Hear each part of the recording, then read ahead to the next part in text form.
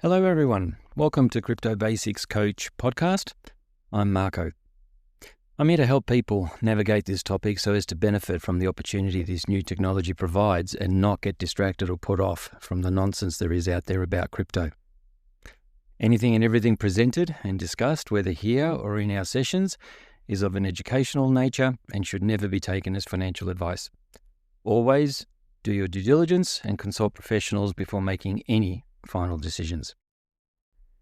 Hi everyone, welcome to episode 2 of 7 with regards to IT hygiene. So what we're going to be covering today is hot wallets. Last week you'll recall we took care of cold wallets and what they do and how you can implement certain practices to help secure your crypto. This week we're going to talk about hot wallets. The main difference between cold wallets and hot wallets physically is that hot wallets are typically software. Hot wallets, as mentioned last week, are a USB hardware device, usually. The other difference is that in the way that you typically use them. Cold wallets is typically used for longer term storage, not really for interaction, DeFi, trading, and so forth.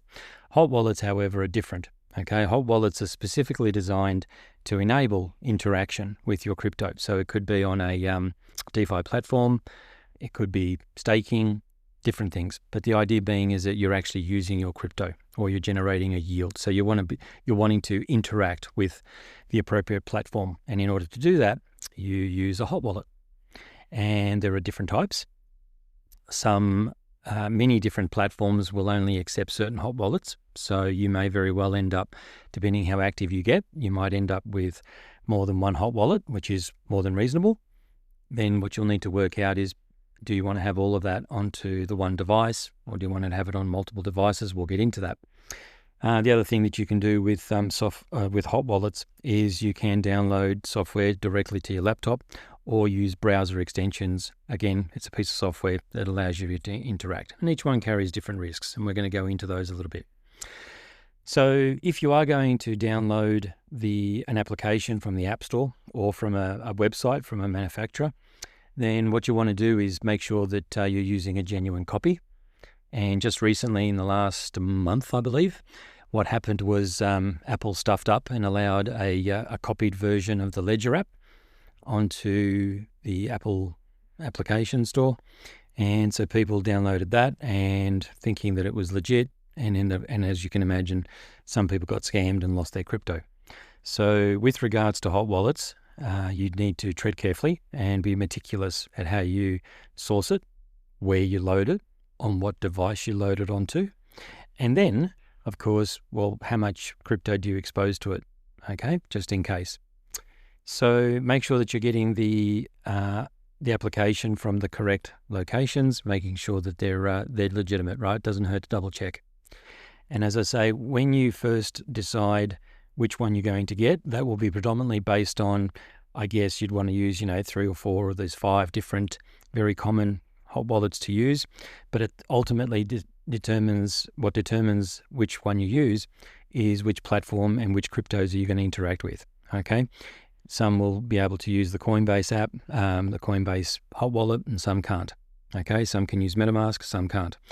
So you'll need to look at the platform that you're wanting to interact with, for whatever reason you've chosen that platform, and then look at the hot wallets that it supports.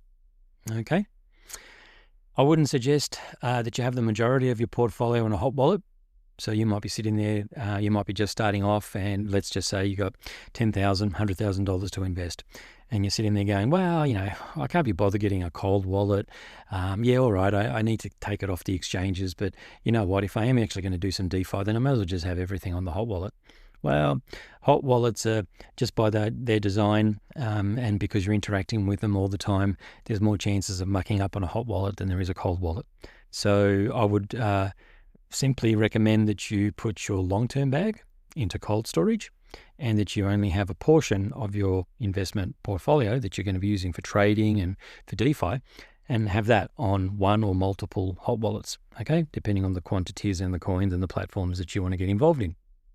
So just some common sense there. But no, I wouldn't recommend that you get lazy and, just put everything on a hot wallet, okay? The fact that it's called a hot wallet means that it's essentially online, and it's online far more times than a cold wallet. So, think of a cold wallet as a big vault with a big iron door in the front of it, pretty hard to get into. Okay. Whereas the money that you've got at the bank teller, well, that might be a little bit more susceptible to getting robbed. Okay. So be careful how you deal with each of these technologies and understand what they're for. Now, hot wallets should mainly be used for DeFi interaction. If you're not going to interact with DeFi and you're not looking to generate return and yield, then there's really no point in having a hot wallet. Just go straight to the cold wallet. Okay. The one location that I see many people, there's two really, but the first one is because of ease, because people have gotten used to just doing their banking and all the other stuff on their phone, and that's their phone that they carry around with them, then most people will do the same thing. They'll just load the hot wallet onto their phone that they use for every day, and off they go. And look, 90%, 95%, maybe even 99% of the time, you might be fine. But what you have to understand is that phone is out there in the big wide world, okay? Whether you go to shopping centres, whether you log in with public Wi-Fi, whether it's at the work, you're using the work Wi-Fi, whatever the case might be. Point is that device is constantly exposed to the world. And the more exposed it is to the world, the more chances there are of it being hacked. Okay, so I personally wouldn't recommend that you use your everyday phone.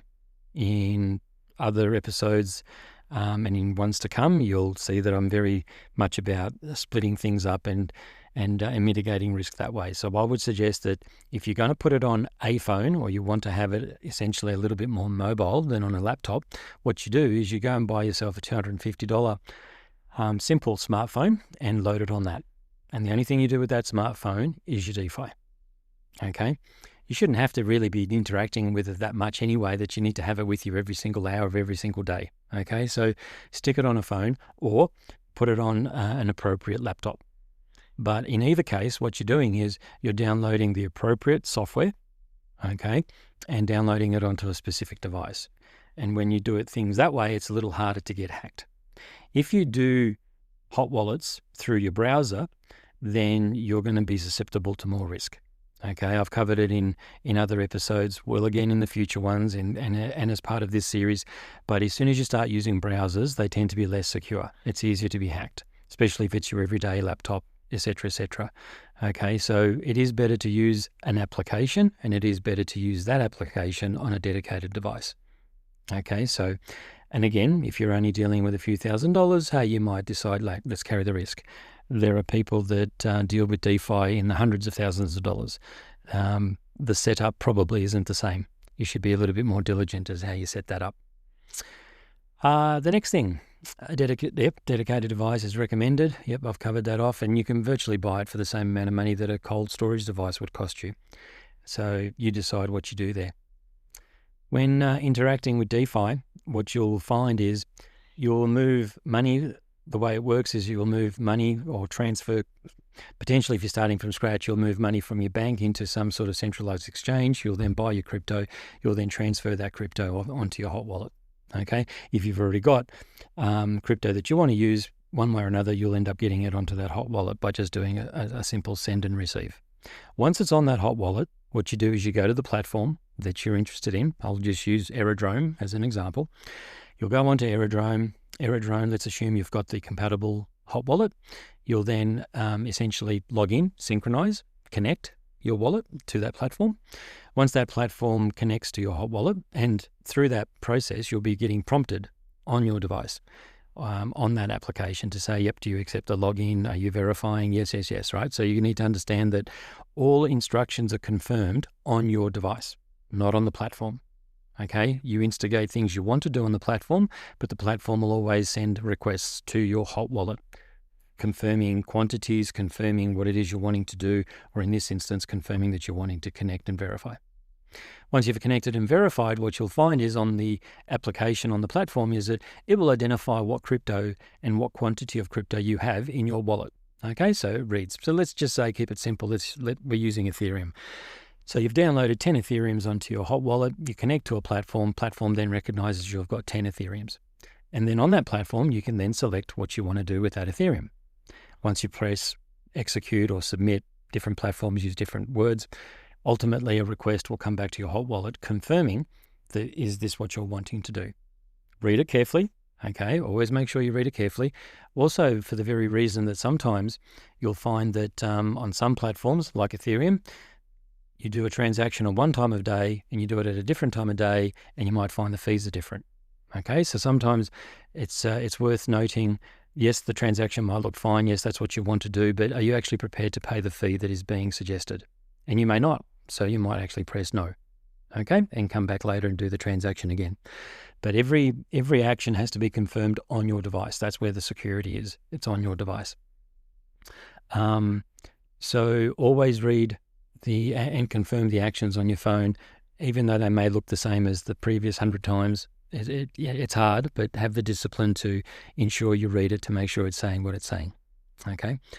There's nothing wrong with having multiple devices for multiple platforms. Sometimes it's a necessity, as I've mentioned, because some platforms will only accept certain wallets, but your portfolio might also be big enough where it might be good as just a risk mitigation that you split your portfolio across different wallets, even if it's the same platform. Okay, so you again work out what you need to do. Understand that these hot wallets are being developed as we speak. They're going to constantly get better. They're going to constantly get smarter.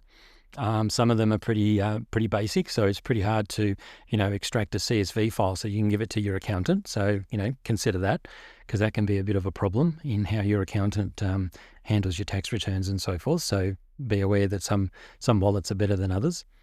The other thing that's happening, which I've covered in another episode with these hot wallets, is that soon, or there's one or two out at the moment, that what they do is they basically circumvent or package up a bunch of instructions that you would normally have to do manually on a platform, and they put that in the background. And so you're only able to press one or two buttons and straight away your crypto is generating yield.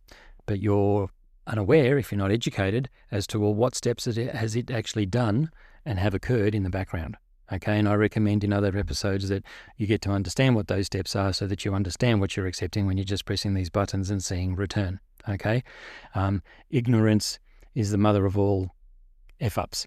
Okay, so be careful about being too complacent with just pressing buttons and not understanding what these hot wallets are doing, but expect that these hot wallets are going to become more sophisticated. They're going to become easier to use. There'll be an element of AI that will be embedded in some of these, no doubt, in the short future, so that you can actually give it instructions as to what to do, and it will go out and find an appropriate platform and an appropriate investment for you. So these things are developing as we speak.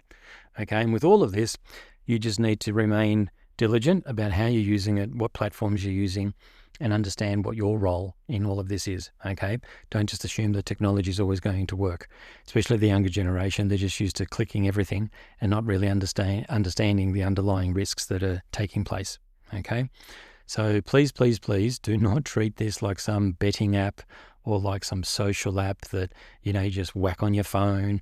You leave your phone exposed to the whole world and nothing bad's going to happen, and you just get on with life. You need to be a little bit more serious, a little bit more mature, and a little bit more diligent about how you're going to interact with hot wallets, what they do, where their weaknesses and strengths are. Okay, again, this is not something that you need to be afraid of. I've used an example in another episode.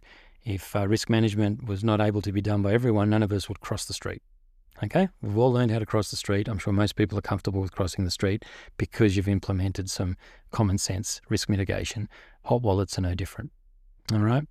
Next week, we're going to be talking about DeFi platforms themselves and the various risks and things that you can do to mitigate your risk in interacting with these platforms. In the meantime, enjoy this next week. Go off and have a look at some hot wallets if you haven't. Even if you have to throw $10, $50 at something so that you can start getting some experience, because you can start with very low amounts. But remember, from an IT perspective, whether you're using web browsers, whether you're using laptops, whether you're using your phone, separate devices, just be diligent and segregate things as best you can to make it harder, if not impossible, for hackers to get into your hard-earned crypto. Okay, hope you've enjoyed that, and take care, and we'll speak in a week. Cheers. If you found this information helpful and are interested in a more hand-holding approach while navigating this complex industry, please visit cryptobasicscoach.com, that's basics with an S, and book a session. The first 30-minute session is free, and we can get to know each other, talk about what your aims are, what you're looking to do, and how I might be able to possibly help. I've helped people get started, set up exchange accounts, wallets, DeFi platforms, and general knowledge. Look forward to speaking with you. Cheers.